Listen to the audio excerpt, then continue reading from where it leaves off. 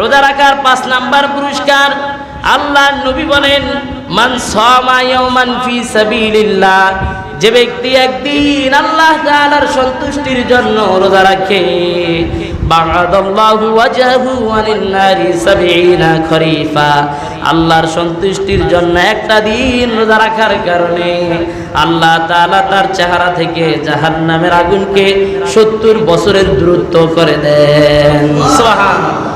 একদিন যদি রোজা রাখেন, মান সামা ইয়াওমান ফি সাবিলিল্লাহ, রোজা রাখছেন কয়দিন? একদিন। বা'আদাল্লাহু ওয়াজহাহু, ওয়াজহুন মানে হচ্ছে চেহারা, আর ওয়াজহাহু অর্থ হচ্ছে যে ব্যক্তি রোজা রেখেছে তার চেহারাকে আল্লাহ দূর করে দেন আনিন নার, জাহান্নামের আগুন থেকে 70 খরিফা, 70 বছরের। বলি সুবহানাল্লাহ। তার মানে আপনি আজকে জাহান্নামী, আজকে কি জাহান্নামী, জাহান্নাম আপনার জন্য নির্দিষ্ট হয়ে গেছে। এই নির্দিষ্ট হওয়ার আগে, আপনাকে জাহান্নামে প্রবেশ করার আগে আপনি একটা রোজা রাখছেন। রোজা রাখার কারণে জাহান্নামটাকে আপনাকে এখন ঢুকানো হবে না, আবার 70 বছর পরে ঢুকানো হবে। বলি সুবহানাল্লাহ।